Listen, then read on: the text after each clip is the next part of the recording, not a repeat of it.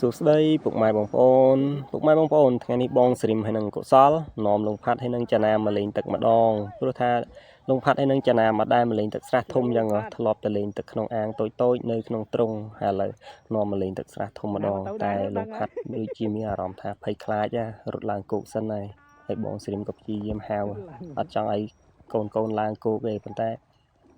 ធ្វើមិនបើគ្នាភ័យហើយមិនឲ្យគ្នាឡើងយ៉ាងណាកើតបើភ័យហើយហើយមើលលងផាត់យើងភ្នែកលឹបអូយស្អាតភ្នែកដូចកូនចិនអញ្ចឹងហើយបងសេរីមកសបាយដល់ហើយលេងទឹកតែឯងហើយបងកសលព្យាយាមហៅលងផាត់ឲ្យចូលមកទឹកវិញហើយឥឡូវទាញផុកគប់អីណាហើយចាណាមរត់វិញទៅខ្លាចត្រូវមកផុកឥឡូវនេះលងផាត់ក៏ចាប់ដើមចូលមកដល់ក្នុងទឹកវិញដែរបងកសលលួងទ្រាំបានចូលដល់ក្នុងទឹកវិញហើយចាណាមក៏ចូលក្នុងទឹកដូចគ្នាតែចាណាមចូលកន្លែងទឹកជ្រៅព្រោះគេធំជាងតែគេធំជាងគេបានចូលកន្លែងទឹកជ្រៅជាងយ៉ាងហើយលងផាត់យើងនៅតូចអត់ហ៊ានឲ្យចូលកន្លែងទឹកជ្រៅទេបានធ្វើកន្លែងទឹករាក់ទេហើយនេះឲ្យបងស្រីមកំពុងតែបរៀនចាណាមឲ្យរៀនជួយសង្គ្រោះពេលដែលលងទឹកតែចាណាមមានណាចាណាមដើរចូលជ្រៅលើសដើមហើយឥឡូវលងផាត់ហើយនឹងចាណាមយើងក៏លែងសូវខ្លាចទឹកដូចមុនដែរពីមុនខុសចូលភ្លាមរត់ឡើងគោកឥឡូវលែងអីឥឡូវបងស្រីមកំពុងតែដោះលាងសម្អាតឲ្យស្អាតណាហើយលងផាត់នោះគេទៅរកប៉ាគេឲ្យជួយលាងសម្អាតខ្លួនដែរចាណាមមកឥឡូវគេចាប់ដើមហ៊ានចូលទឹកជ្រៅម្ដងតិចហើយលងផាត់ហើយនឹងចាណាមហើយនេះចាណាមមកលឹបទឹកអីណាប៉ោងពួរឌីហ៊ីងអញ្ចឹងចាណាមឲ្យមើលលងផាត់ភ្នែកឡើងសពេលគេបងលឹបទឹក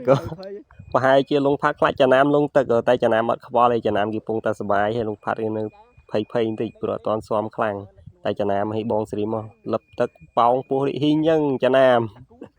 ហើយពេលដែលឃើញបងស្រីមឲ្យចាណាមលេងទឹកសុបាយចង់តែលេងទឹកនឹងជាមួយដែរនេះតែលងផាត់នៅរឿងភ័យបន្តិចជាមួយតែពេលលងផាត់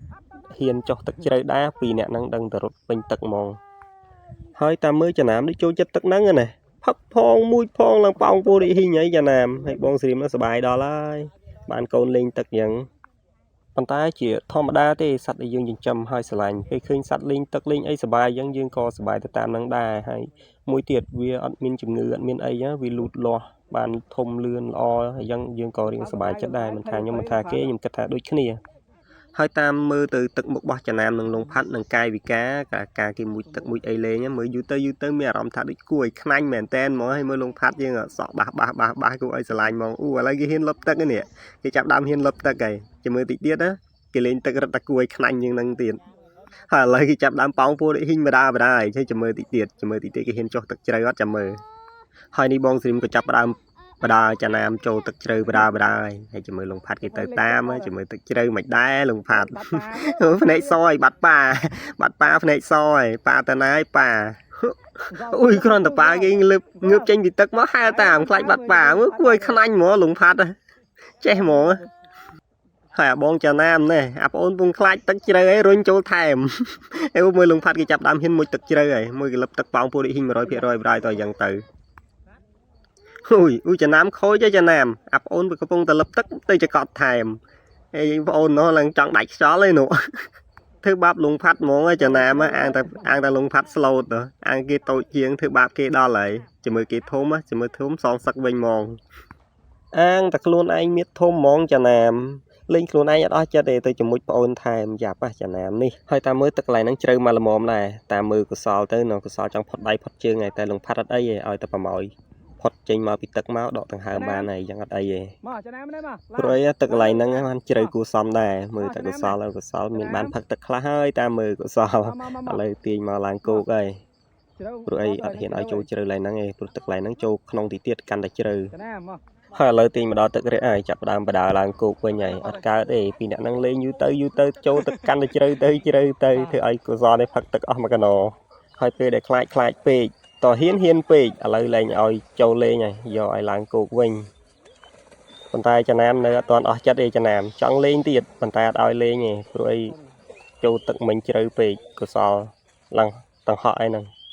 ចាប់ទាញមកលងផាត់មិនស្រាលទេណាលងផាត់ធ្ងន់ដែរចាប់ទាញពីទឹកចេញមកឡើងផឹកទឹកអស់មួយកណោពីព្រោះអីលងផាត់ឥឡូវកាន់តែធំទៅហើយមិនតូចដូចមុនណាឥឡូវគីឡូគេឡើងមួយកណោអីហ្នឹងហើយកុសលនេះមានប៉ុណ្ណឹងទាញកូនចេញមកពីក្នុងទឹកយ៉ាងណាក៏រៀងតឹងដៃតិចដែរឥឡូវគេឲ្យឡើងគោកហើយលែងឲ្យចុះទឹកហើយមើលចាណាមអត់ទាន់អស់ចិត្តទេចាណាម ចាណាមនៅចង់លេងទឹកទៀតប៉ុន្តែអត់ឲ្យលេងទេចាណាមខូចពេកធ្វើបាបប្អូនដល់ហើយបើចាណាមអត់ធ្វើបាបលងផាត់ទៅប្រហែលជាលេងបានយូរជាងហ្នឹងហើយតែចាណាមធ្វើបាបលងផាត់ពេកថ្ងៃហ្នឹងហើយមើលសក់គេឡើងបាសសក់គេឡើងបាសច្រោងងសក់